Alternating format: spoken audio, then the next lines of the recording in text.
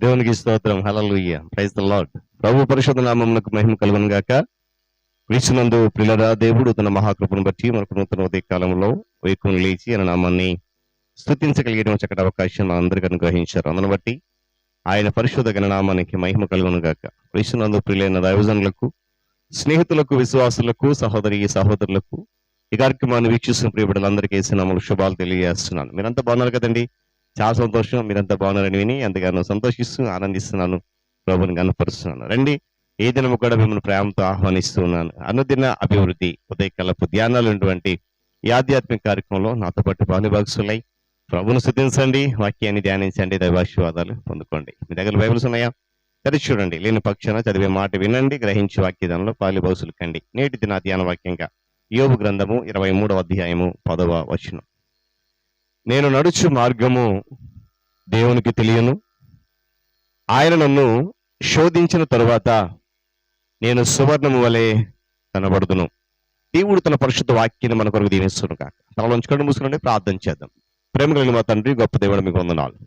తిరిగి మనకు నూతన ఉదయ కాలంలో వేకున లేచి మీ నామాన్ని స్తుతించగలిగే చక్కటి అవకాశము, శ్రేష్టమైన సమయము మాకు ఇచ్చారు. మీకు వందనాలు.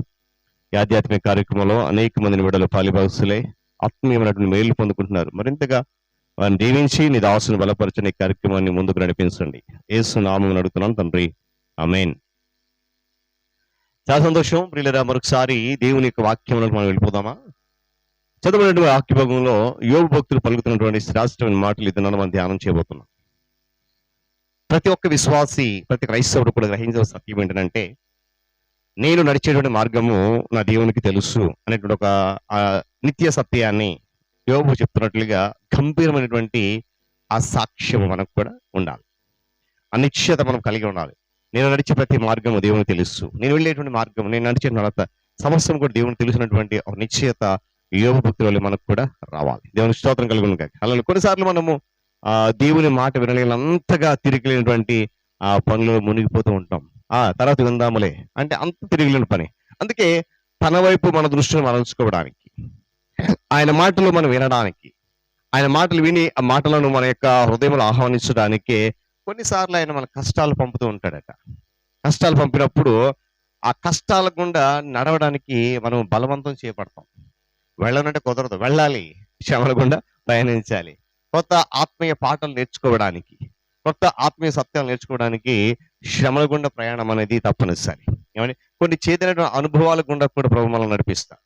అది చాలా ఎంతైనా యోగ్యము, శ్రేయస్కరము, మంచి విషయాన్ని దేని వాక్యం తెలియజేస్తుంది. ఒకవేళ దేవుడు తన ప్రత్యేకమైన కృపలకు లక్ష్యంగా నిన్ను నన్ను ప్రత్యేకించుకుని ఉంటే గనక, ఆయన ఆశీర్వాదాలకు దేవునికి నిన్ను నన్ను ప్రత్యేకంగా ఏర్పాటు చేసుకుంటే గనక, అనేకులు భరిస్తున్నటువంటి కష్టాల కంటే ఎక్కువ కఠినమైన క్రమశిక్షణ,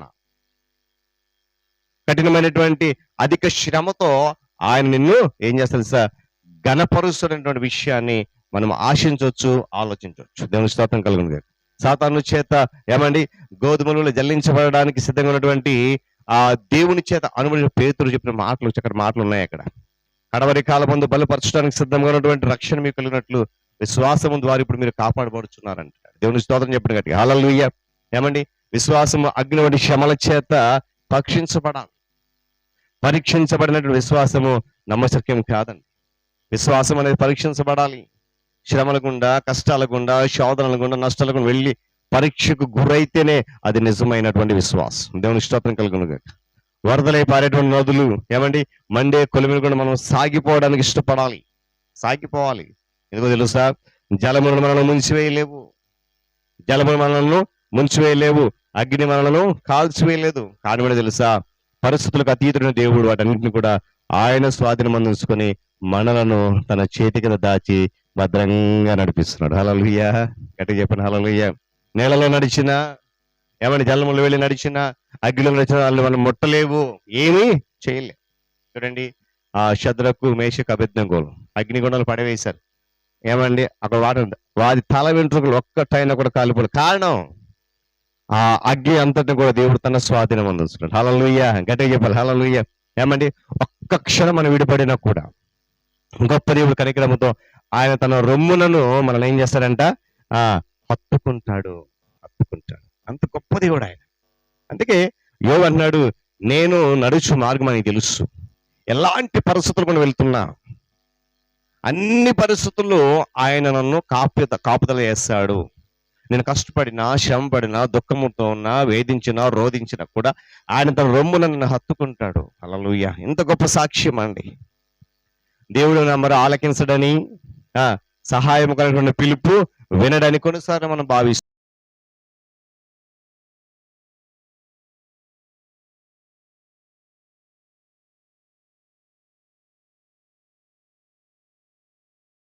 యేసుక్రీస్తు ప్రభు వారు కూడా ఆ పాపులను రక్షించిన తన ప్రతిష్టను విడిచిపెట్టేశాడు. ఆయన తన ఉన్నతమైన సార్వభౌమత్వాన్ని విడిచిపెట్టేశాడు. శిష్యుల్ని ఎన్నుకున్నాడు. ఏమండి, పాపులందరినీ కూడా ఆయన కొరకు ఏర్పాటు చేసుకుని ఆయన తన రాజ్య వారసులుగా వ్యాప్తి చేయడానికి, రాజ్యంలో వారసు ఉండడానికి ఏర్పాటు చేసుకుని పిలుచుకున్నాడు. అందరిని రక్షించి ఒక మంచి మార్గంలో నడిపించాడు. దేవుడు తన మాటలను మనందరి కొరకు దీవించి ఆశీర్వదించునుగాక. తల నుంచి కళ్ళు మూసుకునండి, ప్రార్థన చేసుకుందాం. ప్రేమ కలిగిన మా తండ్రి, కృపా సత్య సంపూర్ణుడా, సకలాశీర్వాదములకు కారణభూతుడా, మీ గణనామానికి స్తోత్రాలు, వందనాలు. తిరిగి మనకు నూతన ఉదయ కలుపు వేళ వేకుని లేచి మీ నామాన్ని స్తుతించగలిగేటువంటి ఒక శ్రేష్టమైన అవకాశం మాకు ఇచ్చారు. అందుని బట్టి వందనాలు. ఆధ్యాత్మిక కార్యక్రమం ద్వారా అనేక మందిని బిడ్డలు నాయన పాలిభాగస్తులై స్తుతిస్తూ ఆరాధిస్తూ గనపరుస్తున్నారు, ఆత్మీయ మేలు పొందుకుంటున్నారు. అటు రీతిలో మీరు నడిపిస్తున్నాం, వందనాలు. తిరిగి నూతన దినంలో మరలా నీ దీనదాసులు సేవకుల కొరకు ప్రార్థిస్తున్నాను. ప్రపంచ మూలల భారముతో ప్రయాసం పని జరిగిస్తుండగా నీ సన్నిధి కాపుదల కాంతి వార్త వంశమని వేడుకుంటున్నాను. నాయన వారి సంఘము, వారి పరిచర్య, వారి కుటుంబాన్ని మీ ఆత్మజత నింపి నడిపించి కృపలు వర్ధలింపచ్చని నీకు స్తోత్రాలు. అధికారులు, నాయకులు, పరిపాలకుల కొరకు వందనాలు చెల్లిస్తూ నాయన రానున్న దినాలకు మంచి ప్రభుత్వాన్ని, నాయకులను ఏర్పాటు చేసి వారి ద్వారా మంచి పరిపాలన ప్రజలకు అందించండి. ఉద్యోగ రంగాలైనటువంటి ప్రభుత్వ రంగాన్ని, ప్రైవేట్ రంగాన్ని మీరు దీవించి ఆశీర్వదిస్తున్నందుకు స్తోత్రాలు. నిశ్చితమైతే మరింతగా దీవించి కృపలు భద్రపరచడం ప్రార్థన చేస్తున్నాను. విద్యాశాఖ, వైద్య శాఖ, నాయన ఉద్యోగ రంగాలైనటువంటి ప్రభుత్వ రంగం, ప్రైవేట్ రంగంలో విద్యాశాఖ, వైద్య శాఖ, రెవెన్యూ శాఖ, పోలీస్ శాఖ, రవాణా శాఖలు అన్నదినము నీ కృప చేత నడిపించబడుతూ నాయన ఉంటుండగా నీ సన్నిధి వార్త ఉంచుతున్నందుకు వందనాలు. మరింత క్షేమంగా ఇచ్చేయని నడిపించండి. నిరుద్యోగ యువకులకు మార్గము సరళం చేసి నడిపించి కృపలో భద్రపరచండి. నాయన రైతులు, వ్యవసాయదారులు, వ్యాపారస్తులు జ్ఞాపకం చేసుకుని లాభసాటి కలిగి చేయండి. నష్టం అంతటిని దూరపరచండి. అదేవిధంగా నా తండ్రి, మరి చిన్న బిడ్డలు, యవనస్తులు, వృద్ధాప్య వారికి ఆరోగ్యం, క్షేమం, నెమ్మదిగా ఇచ్చేయండి. క్షేమంగా ఇచ్చేయండి. అనారోగ్యంలో బాధపడిన బిడ్డలు అనేక మంది వేస్తున్నాము, వారికి స్వస్థత కావాలి, సహాయం గ్రహించండి. నాయన ఐదుగు తోట వెళ్ళిపోతే యవనస్తులు వాక్యత పట్టుకోండి. సత్యం అనుసరించక అసత్యం పడుతున్న అనేక మంది సత్యం నీవని గ్రహించే కృపద ఇచ్చేయండి. వివాహాల కొరకు, గర్భఫలం కొరకు బిడ్డలు ఎదురు చూస్తున్నారు, మార్గం సరళం చేయండి. గర్భంతో బిడ్డలకు సుఖమైన ప్రసవం, తల బిడ్డలకు క్షేమంగా ఇచ్చేయండి. నాయన విరిగిన, నలిగిన, వేసారైన, అలసిపోయిన, కృంగిపోయిన జీవితాలు కలిగి నెమ్మది లేక, సమాధానం లేక, సంతోషం లేక, నిరాశ నిస్పృహలతో కొట్టుమిట్టాడుతున్న అనేక మంది కొరకు ప్రార్థిస్తున్నాను.